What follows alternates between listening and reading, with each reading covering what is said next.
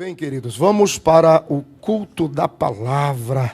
Nós estamos estudando o livro do Apocalipse, capítulo por capítulo, versículo por versículo. Nós estamos encerrando hoje, estamos na última carta, a carta à igreja de Laodiceia. Se você não acompanhou desde o começo, você precisa retornar às redes sociais da igreja, todo o conteúdo está lá. Livro do Apocalipse, capítulo de número 3, versículo de número 14. Abra sua Bíblia. Glória a Deus. Apocalipse, capítulo de número 3, versículo de número 14 até o versículo de número 22. E encerramos a primeira parte do Apocalipse aqui. A visão de João vai se desdobrando. E agora ele recebe do Senhor as cartas às igrejas na Ásia. E ele não só fala a igreja daquele tempo, como ele fala a sua igreja na sua totalidade, a igreja universal, não só em universalidade de coletividade, como em individualmente, ou na individualidade de cada um. Ele fala com cada um de nós em particular. Então vamos lá, Apocalipse capítulo 3, versículo 14 até o versículo de número 22. Foi muito especial estudar isto hoje. E eu, assim, meu coração se enchia e eu chamava minha esposa e disse, eu tô passando mal, é tanta coisa, não sei se dá tempo. E ela disse, não, faz o que dá para fazer, mas eu preciso fazer tudo. Eu disse, mas não sei se dá tempo, não vai dar tempo. Então nós vamos lá e vai dar tudo certo. Amém, meus irmãos? Maravilha. Ok, Apocalipse capítulo 3, versículo 14. E ao anjo da igreja de Laodiceia escreve, e diz isto, o Amém. Olha só como ele já inicia a carta. Quem está dizendo isso é o Amém. A testemunha fiel e verdadeira. São duas expressões muito próximas e que validam ou sustentam o Amém. O Amém, o que dá testemunho e o que é fiel e verdadeiro. O princípio da criação de Deus, pronto, toda a história de Deus está aqui nesse versículo 14. Toda a história de Deus. Por isso que quando eu digo, pastor, o que Deus estava fazendo quando o homem pecou? Todo o processo de Deus na reconciliação, no processo da reconciliação, lá no Éden, o instante de ir, chamar, procurar por Adão, encontrá-lo, ouvir a sua confissão, matar o animal, cobri-lo com peles, a atitude de estar expulso, e aí agora você encontra nas cartas Jesus trazendo esse homem de volta, vai voltar comigo, voltar para o Éden, voltar para a árvore, voltar para a água, com um novo nome. Quer dizer que aquele instante de Deus no tratamento de Adão, em frações de segundos na eternidade, passado, presente, futuro, aconteceu tudo de uma vez só. Porque passado, presente e futuro para Deus é a mesma coisa. Então as evidências estão aqui na abertura da carta. Eu sou o Amém, quer dizer, eu sou o final, eu sou o que conclui, eu sou o que fecha. Fecho com testemunho, fidelidade e verdade. Como prova de que participo desde o princípio. Rapaz, isso é poderoso. Eu queria ver a cara de João ouvindo um negócio desse. Versículo 15. Conheço as tuas obras, que nem és frio e nem quente. Quem dera, foras frio ou quente. Assim, porque és morno e não és frio nem quente, vomitar-te-ei da minha boca. Presta atenção nesse vomitar-te-ei. Isso aqui é uma expressão de graça e misericórdia ampliada. Ele não diz estou te vomitando. Ele está dizendo, é bem possível que nesse estado eu te jogo para fora em breve. Mas ainda não. Porque isso aqui é um presente contínuo de graça amplificada. Se você continuar nesse estado, eu vou te jogar para fora. Porque a graça do Senhor é uma graça amplificada. Muitas vezes. Olha só que interessante. Como dizes, rico sou e estou enriquecido e de nada tenho falta, e não sabes que és, dependendo da sua versão, infeliz ou desgraçado, miserável, pobre, cego e nu. Aconselho-te que de mim compres ouro provado no fogo, para que te enriqueças, e roupas brancas para que te vistas, e não apareça a vergonha da tua nudez, e que unja os teus olhos com colírio para que vejas. Veja, ele fala com propriedade cultural, comercial. Ele traz a realidade existencial dos de Laodiceia em tudo que eles faziam, na compra, na venda, nos negócios, na descoberta da ciência, na capacidade de criar. Laodiceia se tornou uma referência medicinal para tratamento de saúde, problemas estomacais, problemas de visão. Então ele vai pegando todos os elementos que constroem a identidade de valor da cidade e vai trazendo para a palavra. Em particular, chamando a atenção, fazendo a comparação, mas dizendo, eu ainda sou muito mais do que isso. Eu repreendo e castigo a todos quantos amo. Sê, pois, zeloso e arrepende-te. Eis que estou à porta e bato. Se alguém abrir a minha voz e abrir a porta, entrarei até ele, e com ele cearei, e ele comigo. Entendeu quando eu falo da graça amplificada? Estou a ponto de te vomitar, mas se você mudar a sua atitude, eu ainda vou entrar na sua casa, comer com você, fazer festa com você e recomeçar com você. Porque ainda que o rigor da exortação seja forte, o Senhor ainda fala com muito amor. Muito amor. Ao que vencer, lhe concederei que se assente comigo no meu trono, assim como eu venci e me assentei com meu Pai no seu trono. E uma vez uma criança me perguntou, porque criança tem umas perguntas que são muito legal. Pastor, aquele que vencer vai se assentar no trono com Jesus. E se muita gente vencer, tem trono para todo mundo? Ou todo mundo senta no mesmo lugar? De repente você talvez não é tão criança assim, mas pode pensar do mesmo jeito. O que isso significa? A gente vai passar por aqui já já. Quem tem ouvidos, ouça o que o Espírito diz às igrejas. Amém? Glória a Deus. Então vamos lá, eu vou bem tranquilo, para se não terminar todo, porque eu quero tentar terminar do 14 ao 22. Se não terminar, para não ficar atropelado, a gente continua semana que vem, não tem problema. Bom, Laodiceia surge estrategicamente aqui na relação do Senhor, revelado em glória com João, como a igreja última, a igreja do final, a igreja que aponta para o ambiente da apostasia, surge como a igreja que vai sinalizar o instante em que, logo após o rapto, a tribulação terá início. Há quem sustente que, uma vez que você tem no capítulo 4, a partir do versículo 1, a expressão de, se você olhar no capítulo 4, você vai ver assim, ó. Depois destas coisas olhei, e eis que estava uma porta aberta no céu, e a primeira voz, que como de trombeta ouvira falar comigo, disse, sobe aqui, mostrar-te as coisas que depois dessas devem acontecer. Há quem acredite que esse porta aberta no céu, sobe aqui, é uma forma de ver o rapto da igreja. Ao longo da trajetória e das estações da igreja, pela história das igrejas da Ásia, então, termina o período dos gentios, fecha-se a porta, acontece o rapto, então ela está sendo caracterizada como a igreja do final, de toda a história, de todas as estações, e também a igreja apóstata. E ela sofre com uma imagem de quem é, mas não é coisa nenhuma. Então, esta palavra, Jesus se revela com a expressão, eu sou o Amém. Se você puder, aos poucos, vai olhando comigo os versículos. Nós estamos lá no 14, por exemplo. E esse amém, a força da revelação desse amém, significa que Deus está permitindo que Jesus mostre toda a sua face, toda a sua força.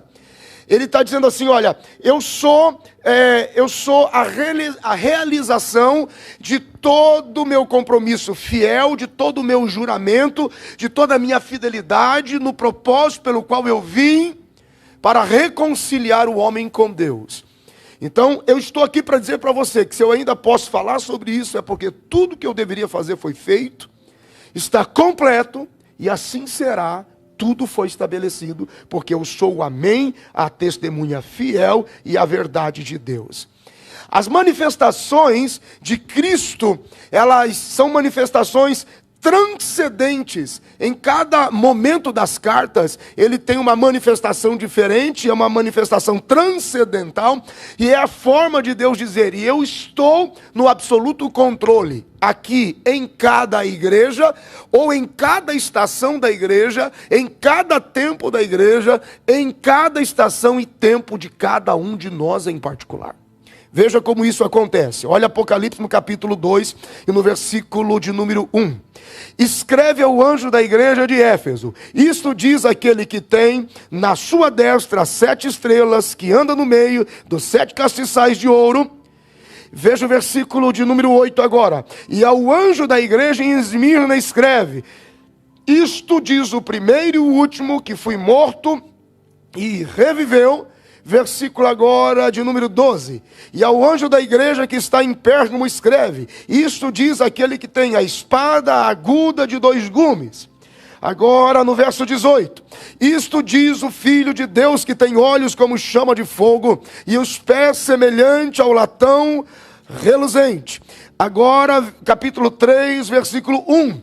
Isto diz o que tem os 7 Espíritos de Deus e as 7 estrelas. Conheço as tuas obras, que tens o nome de que vives e está morto. Versículo 7. E isto diz o que é santo, o que é verdadeiro, que tem a chave de Davi. Não é a chave da casa de Davi, mas é toda a chave de Davi. O que abre ninguém fecha, fecha e ninguém abre. E claro, o versículo 14. O que diz é o amém, a testemunha fiel, fiel e verdadeira. O princípio da criação de Deus. É a forma soberana de Deus se manifestar a cada uma das igrejas em particular, mas a cada um de nós e em especial a cada estação nossa, na nossa relação com Deus. Amém? Essa igreja, a igreja de Laodiceia, ela vai se organizando, infelizmente, no ritmo que ela vai indo. Daí a preocupação, no sentido não preocupação de que o Senhor estaria perdendo, mas não, de manifestar a sua graça, dizendo: olha, eu vou te dar uma oportunidade. Porque esse poder de proteção, de preservação de Deus que é extraordinário. É por isso que a eternidade, irmãos, vai ser uma surpresa. Tenha em mente isso. A Bíblia diz que o amor e a graça e a misericórdia triunfarão sobre o juízo. Então haverá uma surpresa, não se esqueça. A Bíblia é até onde Deus nos permitiu entender com a nossa mente humana o que se pode saber sobre Deus. Mas as coisas que se vê visíveis são, na verdade, não exemplo do que é visível, mas exemplo do que é invisível. Então, quando João olha e diz: olhei e vi um aspecto semelhante a de leão, é até onde a mente dele conseguiu ler que aquilo parece um leão. Mas pode ser muito diferente um dia. Completamente diferente. Mas está muito próximo da semelhança. Então, essa igreja, ela vai se constituindo a igreja da grande tribulação. É o final. Para que então, logo após, com o rapto da igreja dos vencedores, se estabelecer o que nós chamamos de o reino de Deus na sua magnitude, porém, com todo o desenrolar da manifestação do anticristo e tudo mais. Jesus vai se deparando aqui com uma igreja aparente, com uma igreja que esqueceu da sua verdade, que esqueceu da sua essência, achando que Deus não veria, não notaria, não perceberia. Então é uma igreja vivendo de aparência. Havia um abismo enorme entre o que ela acreditava ser igreja e o que ela estava se tornando como igreja. Não havia o testemunho daquilo que deveria ser o testemunho de Cristo através de um povo que realmente o conheceu em algum momento. Então há um abismo enorme. É uma igreja que está vivendo de aparência, e ela é tão presunçosa, e qualquer semelhança é mera coincidência, ou qualquer coincidência é mera semelhança. Volto a dizer, as cartas representam estações, as cartas representam períodos, igrejas num primeiro momento propriamente dito, mas estações, períodos de uma igreja como um todo, ou estações e períodos da igreja, eu, você em particular. Então o Senhor está chamando a atenção de uma igreja que vive em aparência, e é presunçosa. Eu não sei se você tem alguma semelhança ou alguma memória em relação a isso. Veja que o Senhor chega para ela e diz, nos versículos 15 e 16, eu vejo que você está em cima do muro, a sua condição é morna e para mim não serve. E ela, na sua presunção e na sua arrogância, versículo 17, ela quer se explicar diante do Senhor. Não, mas rica sou, e estou enriquecido. Veja que a ordem é contrária. Você não é rico por ser enriquecido, porque você foi enriquecido, você ficou rico. Que é um comportamento natural de presunção ou de uma ideia falsa, tentando criar uma imagem que não existe. Então ele chama a atenção dizendo, eu conheço as tuas obras, e ela quer ser presunçosa, dizendo, sim, porque eu sou rica, sim, porque eu sou enriquecida. Então essa atitude é curiosa, e é isso que vai criando o ambiente de exortação. Então, vamos avançar um pouquinho mais. Veja que ela se acha no direito de se autoglorificar. E essa atitude de autoglorificação, não porque eu tenho, ela vai se assemelhando ao espírito de Babilônia. Quando você vai um pouquinho lá para frente, no livro do Apocalipse, no capítulo 18, e no versículo de número 7, ela se avizinha, ela se acerca, se aproxima muito do sentimento do que a igreja babilônica também nutria, também sentia. Olha o versículo 7, quando ela se glorificou e em delícias esteve, dai-lhe outro tanto de tormento e pranto, porque diz em seu coração, estou assentada como rainha e não sou viúva, e não verei o meu pranto. Quando o Senhor fala à igreja de Laodiceia dizendo, eu conheço as tuas obras, o Senhor já vai contando a senha. Eu sou a fiel testemunha, fiel e verdadeira, e sou o amém. E sou aquele que estou desde o princípio, e conheço as tuas obras. Ela ainda tem a coragem de dizer, mas eu tenho dinheiro. Conhece alguém assim? Mas eu tenho poder, eu tenho força.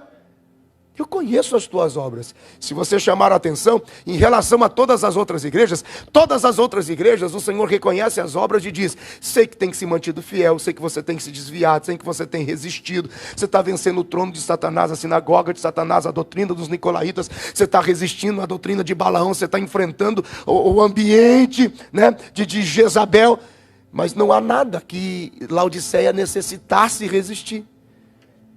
Então ele chega e diz, eu conheço as tuas obras, eu sou rico e tenho dinheiro. Contra quem você tem lutado? Não tem nenhuma repreensão contra o que está sendo resistido. Então isso vai entrar no campo da hipocrisia religiosa. Versículo de número 14, 15 e 16, vamos conectá-los. Isto diz o amém, a testemunha fiel e verdadeira, o princípio da criação de Deus. Conheço as tuas obras, que nem és frio nem quente. Quem dera foras frio ou quente, porque és morno e não és frio nem quente, vomitar-te-ei da minha boca. E aqui nós temos, eu me lembro muito, meu Deus, foi muito tempo de sofrimento.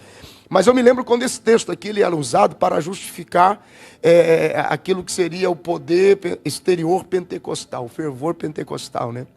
Então se você era quente, você fazia muito barulho, pulava, rodava, virava cambalhota e gritava o tempo todo. E se você não fizesse nada disso, era frio. Você era um camarada frio. E é muito difícil, porque nos anos que eu vivi na itinerância, você acaba meio que sendo sufocado por um sistema e por uma necessidade. Eu gostava mais de ensinar, de ministrar a palavra ensinada. Mas quando eu começava a falar sobre a Bíblia, as pessoas diziam, é fraco.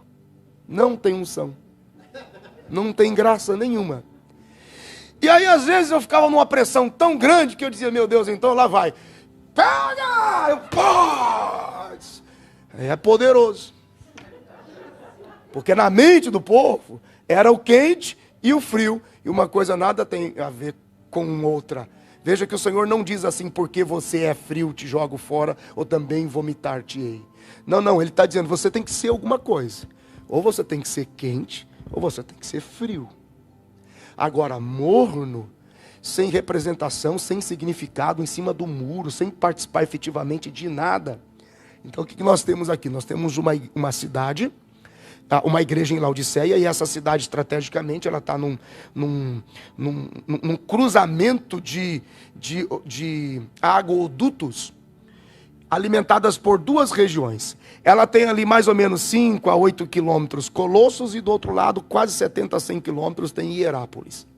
Hierápolis era conhecida pelas suas águas termais, as suas argilas medicinais. E ela tinha um componente à base de cloreto de sódio, que ela trazia pelas águas, e as pessoas que tinham problema de estômago iam lá se banhar, beber as águas, e tomar banho com as argilas para poder receber cura. E de Colossos vinha água gelada, água fresca. Só que eles tiveram a ideia de cruzar esses dois aguodutos ali para chegar na cidade. Só que a água que vinha quente se misturava com a água fria, virava uma água saloba, insípida. Então nem matava a sede e nem trazia a cura, porque perdia a composição quando chegava na cidade. Então quem vinha do deserto cansado queria água fresca para beber. Não tinha, era insípida, era água morna, sem gosto. E quem chegava doente e precisava de cura, também não alcançava cura, porque a água não era suficiente, perdia a sua composição e no final na cidade perdia sem graça. Jesus diz assim: você é parecida com a água que você bebe. É isso que você é, Laodiceia.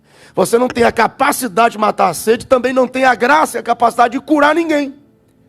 Então o que o senhor está dizendo? Tem gente que veio sim, veio para o fervor, tem um ministério mais agressivo no sentido de evangelístico, profético, oração, não é errado, clamor, graça de Deus, não é, quando eu digo assim, pulando, gritando, rolando, não é porque eu sou contra, porque eu sou avesso a isso, pelo contrário, quando Deus vem, meu irmão, você não tem ideia, porque eu digo que te ajudar a vir, você vai ver o que eu sou capaz de fazer aqui. Quando Deus vem, o fervor, a graça, a presença de Deus é maravilhoso. Talvez você não é tão disposto assim para esse fervor, para esse fogo. Talvez você é como uma água fria, que lê mais, estuda mais, internaliza mais, e gosta do discipulado individual mais calmo, mas vai gerando vida, vai gerando pessoas. Então isso vai dando equilíbrio. O Senhor está dizendo assim: ou você entra logo de uma vez no fogo, se é para orar, ora, se é para jejum, jejua, se é para profetizar, profetiza, se é para pregar, prega, se é para ensinar, ensina, se é para discipular, vai discipulando, se é para orientar, vai orientando, não importa, alguma coisa você tem que fazer. Ou você entra no fogo, ou pelo menos você ajuda a matar a sede, mas você nem entra no fogo e nem mata a sede. Fica como uma água insossa, sem graça. Chega perto de você, não tem cura. Chega perto de você, não mata a minha sede. As pessoas se aproximam e não acham nada. Assim é você, Laodiceia. Assim é você. Antes pelo menos você fosse do manto e do fogo, ou pelo menos fosse da água que mata a sede. Mas nem uma coisa nem outra, vomitar-te-ei. E quem é que está falando? A fiel testemunha.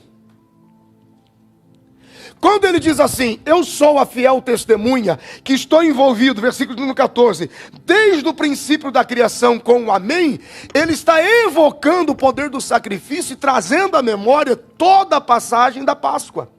Ele está dizendo: eu sou aquele que entregou o sangue, que derramou o sangue, para que alguém ou se torne quente o suficiente, ou se torne água fresca o suficiente. Mas que não responder por mim em nada, não me manifestar em nada, as pessoas me procurarem em você e não te encontrar, e você achar que tudo que eu sou se resume em sou rica e tenho dinheiro. Você perdeu o propósito, Laodiceia. Ele está chamando a atenção, ele é a fiel testemunha quem fala. Ele diz assim: você precisa confiar no que eu estou dizendo, porque eu estou aqui desde o princípio da criação. Essa expressão, ela ganha força quando você abre a Bíblia lá em Colossenses, volta um pouquinho atrás, quando Paulo escreve aos Colossenses, capítulo de número 1, no versículo de número 18, ele diz assim, ó: e ele é a cabeça do corpo da igreja, ele é o princípio e o primogênito dentre os mortos, para que em tudo tenha a preeminência. Pode somar com o versículo 19. Porque foi do agrado do Pai que toda a plenitude nele habitasse. Bendito seja o nome do Senhor. Então ele está chamando a atenção. Eu sou um resgatador e eu sei o que é estar envolvido intensamente no propósito pelo qual você foi gerado. Ele vai chamando a atenção, ele traz essa responsabilidade quando ele diz assim: mas nem morno, não tem significado algum. Bendito seja o nome do Senhor. Conheço as tuas obras. Veja que ele vai além, ele está dizendo: eu conheço as tuas obras. Quais foram elas no decorrer do texto? Nenhuma. nada que acrescentasse o reino, nada que acrescentasse o testemunho deles. Deus, meu Deus, meu Deus, meu Deus, meu Deus, meu Deus, meu Deus, meu Deus. Por isso que não é de se admirar que logo depois do versículo 14, no final, o início do versículo 15 diz: eu conheço as tuas obras. Não há nenhuma obra aí, Laodiceia. Jesus está dizendo: eu não tenho interesse a um cristianismo, a um testemunho morno. Eu não tenho interesse a um cristianismo que não seja a expressão do que realmente a minha vida significou. Eu não sei qual é a melhor forma de dizer isso. Ele está dizendo: para mim não tem valor nenhum se não podem me encontrar em você, Laodiceia. É como se estivéssemos ocupando o espaço. É como se nós estivéssemos sugando a energia do altar, ignorando o fato do que foi o sacrifício, a mensagem de salvação, a disposição dele em amar. Meu Deus do céu. E agora ele pega essa igreja e ele usa alguns adjetivos muito fortes para dizer: deixa eu te falar o que realmente chega aqui para mim. Deixa eu te mostrar o que realmente você passou a significar para mim. Versículo 17. Rico sou, estou enriquecido, de nada tenho falta, e não sabes que és desgraçado, miserável, pobre, cego e nu. O Senhor Jesus, ele chama a atenção deles, dizendo: a sua ineficiência levou vocês a esse nível de distanciamento e separação de mim. Quando ele diz, rico sou e estou enriquecido, veja que essa expressão, ela está inversa. Porque ele está dizendo, você está se gloriando de algo que tem, mas você não tem o depósito para ser o que você acha que tem. Porque primeiro você precisa juntar muito, sendo enriquecido para ser rico. E você está enganada, porque na verdade você está infeliz, sozinha, miserável, pobre, cega e nu. Laodiceia se vangloriava, porque ela vem se reerguendo por suas próprias forças de um terremoto. Era o segundo terremoto de Laodiceia. No primeiro, Roma fez um grande investimento. Olha só que coisa louca isso. No segundo terremoto de Laodiceia, os administradores da cidade sentiam o peso da escravidão que Roma impôs sobre eles. Se não fosse a gente, você não teria tido isso. Eu não sei se qualquer coincidência é mera semelhança, qualquer semelhança é mera coincidência. Sabe a sensação que você tem? Se eu não te ajudo, você não tem. Se eu não te ajudo, você não faz. Então Laodiceia chegou e disse assim, não, nós não queremos mais os recursos de Roma. Nós vamos trabalhar e vamos fazer por onde? Nós vamos nos reerguer. E nós vamos nos fortalecer. E a cidade realmente conseguiu se reerguer. E se tornou um centro de confecção. Eles cultivavam o rebanho de Laodiceia, era um rebanho de ovelhas de lã negra. Então eles eram muito famosos pelas roupas de lã negra. E eles começaram a ganhar força financeira, começou a ganhar estrutura, construíram prédios, construíram as cidades, e a história diz que eles ainda davam dinheiro para os seus vizinhos, e vestiam todos de roupas negras. Jesus pega tudo isso. Então você acha que porque você constrói prédio, você acha que porque você acha que consegue se reerguer sozinha, e porque os teus vizinhos só comem porque você põe comida na mesa, e porque você está coberto, porque a lã é preta, pois a lã é negra, pois eu quero que você saiba, você está sozinha.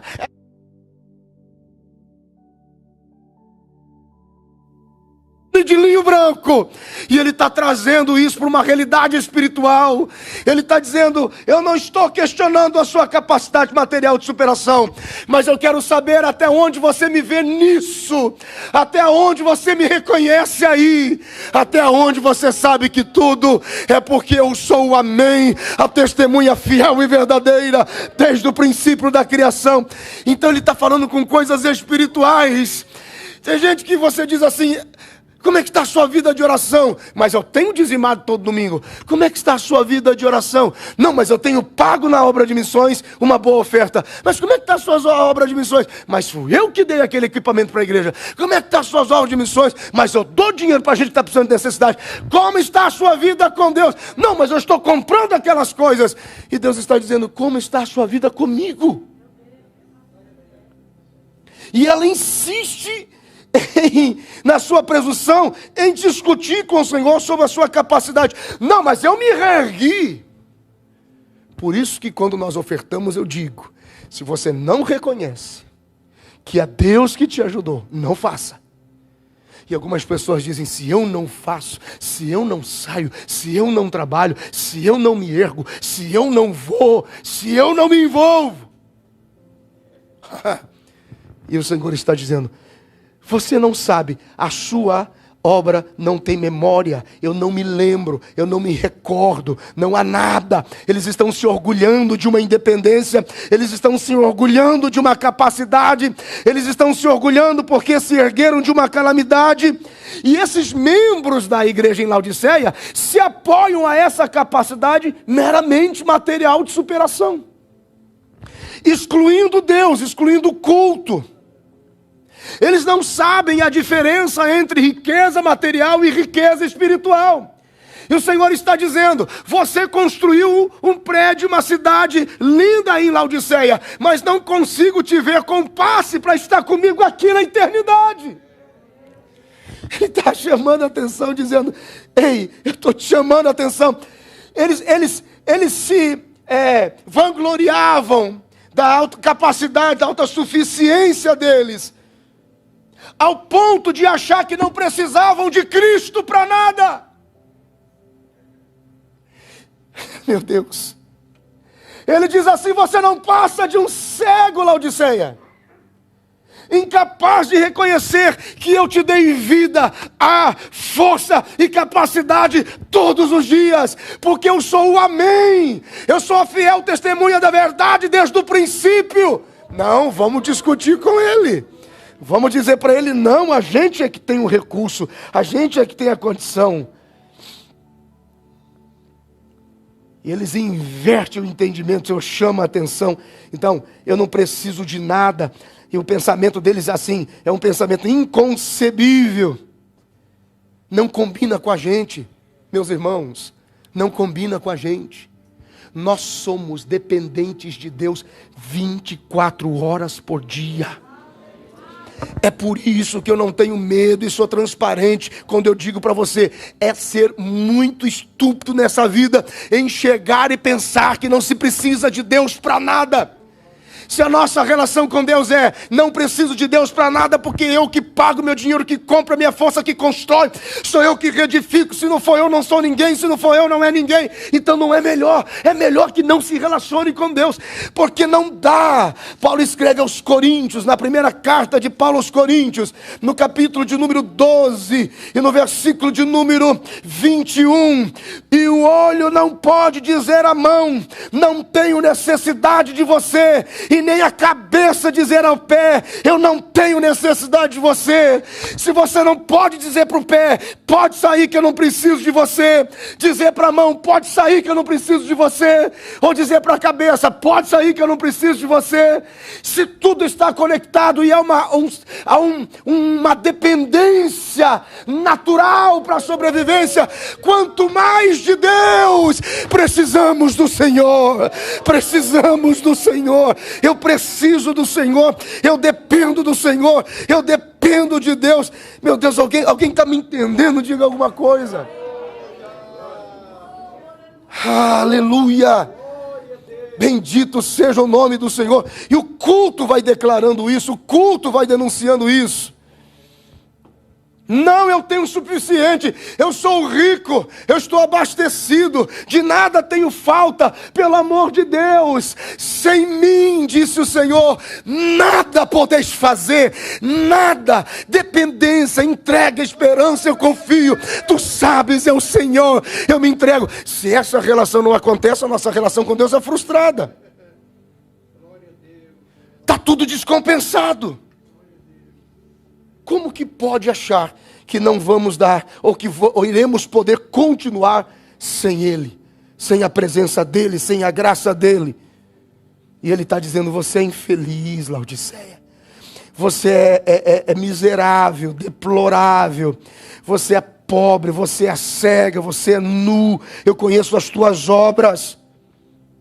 E é interessante que ele diz assim, ó, tu és... Ele está deixando isso também na singularidade. Ele está dizendo, tu és. Ele dirige a igreja como um todo, mas ele nos repreende individualmente. Ele disse, eu vejo a infelicidade em você. Por quê? Paulo escreve aos Romanos, no capítulo 7, e no versículo 24, ele diz o seguinte: miserável homem que eu sou, quem me livrará do corpo desta morte? A expressão é, miserável, infeliz e deplorável sou, porque o meu estado para Deus é um estado de morte. Indica uma condição humana que é ignorada por muita gente. As únicas riquezas que podemos contar são as riquezas que nós temos juntos de Deus. Porque Ele provê, porque Ele é o Senhor. Bendito seja o nome do Senhor. É preciso estar aos pés dEle dizendo, conhecemos que o Senhor é quem faz, o Senhor é quem tem, o Senhor é quem pode. Não dá para a gente se resumir ao que isso representa em matéria, só aqui. Paulo escreve, eu gosto dessa expressão quando ele fala aos Coríntios, na primeira carta, no capítulo de número 15 e no versículo de número 19, ele diz o seguinte: se esperarmos em Cristo, só nesta vida, somos os mais miseráveis de todos os homens. E o Senhor se revela dizendo, eu sou o Amém, a testemunha fiel e verdadeira, desde o princípio conheço as tuas obras, sou rica e estou enriquecida e não sinto falta de nada, pelo amor de Deus. Senhor, dá-nos o céu ao teu lado, esconda-nos junto a ti na eternidade, porque esperar no Senhor só para essa vida, somos mais do que miseráveis. Meu Deus, quantos podem glorificar ao Senhor? Aleluia! Algumas pessoas, infelizmente, foram cegadas pela sua condição terrena, material, achando que Deus é Deus somente para esta vida. Abra sua Bíblia um pouquinho comigo, na segunda epístola de Pedro, capítulo de número 1, por favor. Segunda epístola de Pedro, capítulo de número 1, versículos de número 5. Diz assim, segunda epístola universal de Pedro, capítulo 1, versículo 5.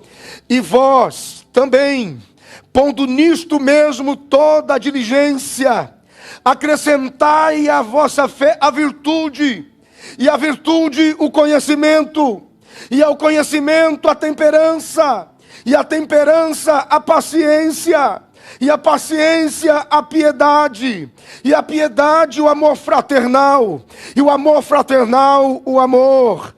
Porque se em vós houver e abundarem estas coisas, não vos deixarão ociosos, nem estéreis no conhecimento de nosso Senhor Jesus Cristo. Agora o 9, pois aquele em quem não há o que? Diligência, fé, virtude, conhecimento, paciência, piedade, amor fraternal, amor, é cego, nada vendo ao longe, havendo-se esquecido da purificação dos seus antigos pecados.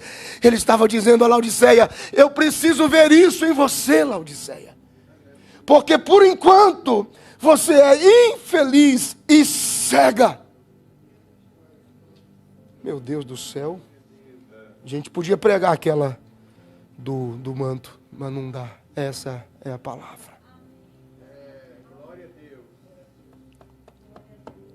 Agora veja a graça ele diz assim: infeliz, deplorável ou miserável, pobre, cega, nu, incapaz de cobrir a sua vergonha. E aí ele faz uma separação desses 5 adjetivos aqui, ele divide em 2 grupos para mostrar a situação miserável deles. Primeiro dependendo da sua versão, desgraçado e miserável, ou infeliz e deplorável. Porque tu estás em estado de infelicidade e deplorável, és pobre, cega e nu. O estado exterior vai definindo a condição interior. A condição interior vai definindo o estado exterior. E aqui agora, o Senhor, de alguma forma, ele usa de misericórdia, quando no versículo 18, ele vai reconciliando os 3 últimos. Ele vai sarando os 3 últimos. Ele vai cobrindo os 3 últimos, para que os 2 primeiros possam se alinhar. Então não é a ideia exterior que define a interior. É o que você é interiormente que vai sarar e manifestar o favor de Deus exteriormente.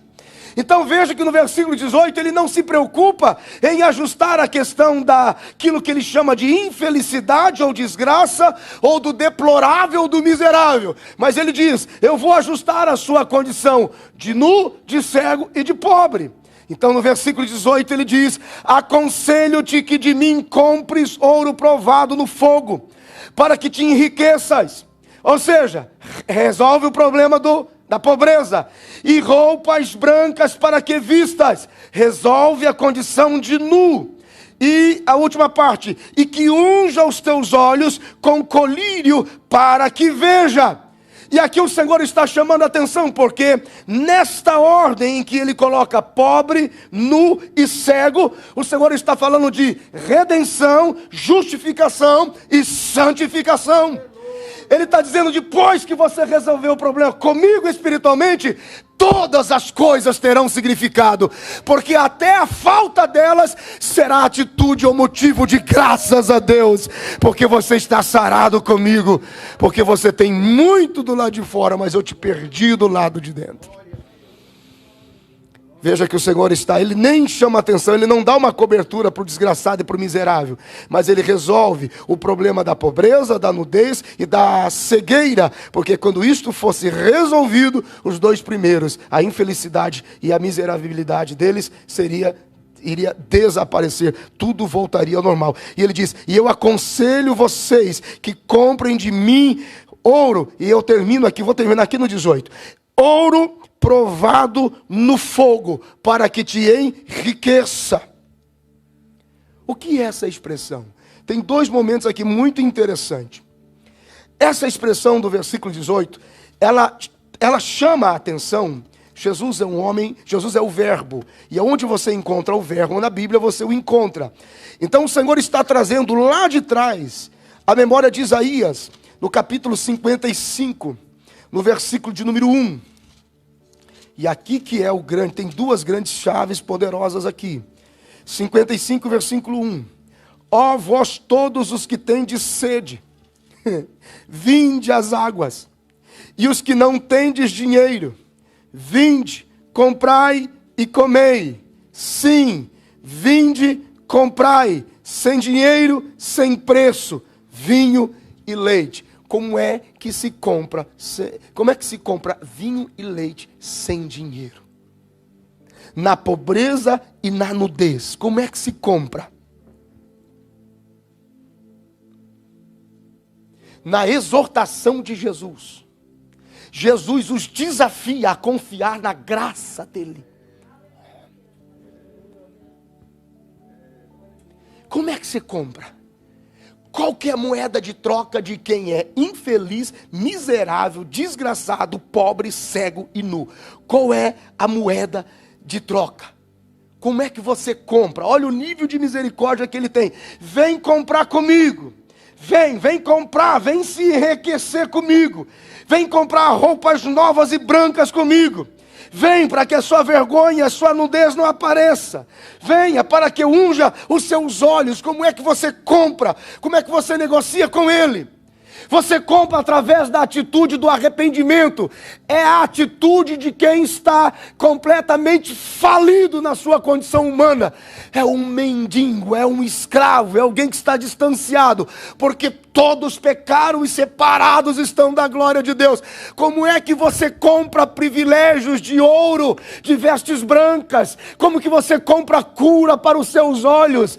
Arrependimento é quando você se entrega e diz: Senhor, só mesmo pela tua graça, só mesmo pela tua graça.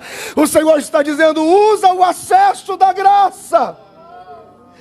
Usa o acesso da graça, da minha compaixão, da minha misericórdia. Usa o acesso da graça. E aí ele diz: com ouro, aconselho-te que de mim compres ouro provado no fogo. O ouro provado no fogo, o processo do ouro, muitas vezes no fogo, o processo da purificação é levar o ouro a um nível tal que ele passe a refletir exatamente o brilho da fornalha que o derreteu. Sabe quando você começa a trabalhar o ouro? Quando você começa a trabalhar o ferro, você coloca o ferro no fogo, vai aquecendo, vai aquecendo, vai aquecendo, vai aquecendo. Daqui a pouco não é ferro, é uma liga incandescente. E quando você tira do fogo, é o fogo que está no ferro, o ferro que está no fogo, o fogo que está no ferro, você não entende.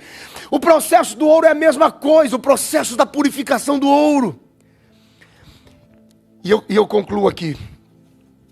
Tenha em mente o seguinte: ouro é uma forma, é uma outra forma de você dizer fé. Ouro é uma outra forma de você dizer fé. Eu quero que você compre comigo ouro provado e refinado no fogo muitas vezes. Ele está dizendo: eu quero que a sua fé venha em mim. Muitas vezes, muitas vezes, muitas vezes. Até que quando você pensar em fé, não tenha mais dúvida, somente o meu reflexo absoluto nela. Meu Deus do céu. Fui fazer uma cruzada na Guiana Francesa, eu termino aqui agora. E lá é uma região que é muito conhecida por minas de ouro. E eu cheguei, o irmão me levou numa empresa que trata as pedras com ouro. Porque eu pensei que ouro dava assim, no chão, em pedra. Não dá. A pepita de ouro que você encontra, porque ela já está solidificada com outros minerais do próprio ambiente. Mas o ouro dá em pó. E o pó do ouro é minúsculo, ele fica incrustado na rocha. Então o que eles fazem? O irmão me mostrou uma pedra. Falou: pastor, nessa pedra aqui tem ouro. Chega perto para o senhor ver. Quando a gente chega perto, ela tem aqueles amarelinhos bem pequenininho. Falei: mas como é que você tira o ouro daí? Primeiro a gente explode essa pedra. E ela vira um cascalho. Aí a gente pega esse cascalho e tritura ele. Ele vira um pó. A gente pega esse pó e mistura com mercúrio. A gente pega esse pó com mercúrio e coloca num decantador. Uma centrífuga. E passa por um decantador. Lá fora sai a água com pedra e na outra pontinha vai saindo o ouro. Tic, tic, em gotinha. O ouro é extremamente maleável, mas ele sai impuro. Então eles submetem o ouro numa fornalha. O ouro deixa de ser meramente ouro ou só amarelo. Mas em pouco tempo o ouro reflete a luz do fogo que o derrete. O Senhor está dizendo: venha comprar comigo ouro refinado no fogo muitas vezes. Ele está dizendo: eu quero uma relação contigo em que a sua fé chegue em mim. E você não atenda no mesmo dia, ainda que eu não te atenda no mesmo dia, mas ela não desiste e vem em mim, e vem no outro dia, e vem no outro dia, e vai se refinando comigo, se refinando comigo, se refinando comigo, até o momento em que ela deixa de ser dúvida e vai se transformando no que eu sou, a certeza de que eu estou no controle absoluto da sua vida, e você começa a refletir exatamente o que eu sou. Ele está dizendo: Laodiceia, venha e compra. Ele está dizendo: pode vir, mas venha pelo caminho da graça. É a graça de Deus que Ele está dizendo: eu te libero, graça de Deus. Você entendeu até aqui? Diga graças a Deus, aleluia. Eu quero que você fique de pé comigo agora esta noite, no nome de Jesus. Bendito seja o nome do Senhor.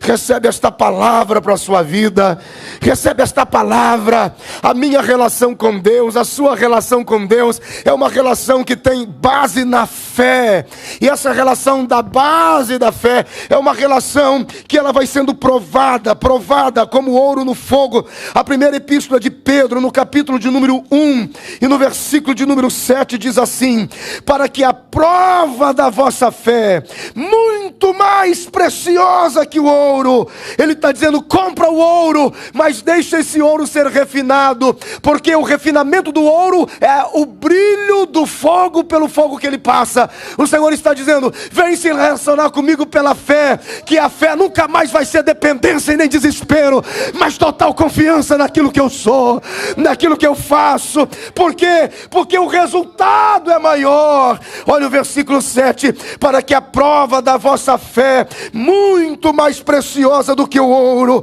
que perece e é provado pelo fogo, se ache em louvor e honra e glória na revelação de Jesus Cristo. Bendito seja o nome do Senhor. Quantos podem glorificar a Deus? Aleluia, aleluia, aleluia. Bendito seja o nome do Senhor. Glória a Deus. Ore comigo.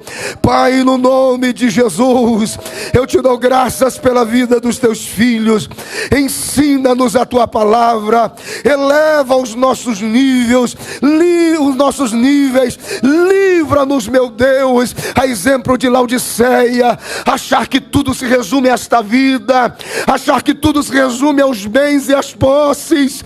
Livra-nos, ó Deus, de quando fomos procurados pelas pessoas aí fora, elas não te encontrem em nós, elas não consigam te ver em nós. Livra-nos, ó Deus, livra-nos. Senhor, nós nos aproximamos pelo caminho da graça como dependentes. Sem o Senhor nada podemos fazer. Esperamos no Senhor, confiamos no Senhor, dependemos do Senhor, precisamos do Senhor. Aleluia, aleluia. Oh Senhor, ajuda os teus filhos, ajuda a tua igreja, em nome de Jesus. Diga graças a Deus. Aleluia. Quantos podem dizer graças a Deus? Quero convidar aqui o pastor José Carlos para nos despedir em paz, orando por nós. Guarde esta palavra no seu coração. Por que não aconteceu ainda? Por que minha fé está sendo provada? Ela vai ao fogo, mas volta ainda com um desespero. Ela vai para o fogo, mas volta com dúvida. Ela vai para o fogo, mas volta incerta. O dia que você for para o fogo de Deus e voltar refletindo o fogo de lá, naquele dia, o Senhor honrou a sua fé. Aleluia.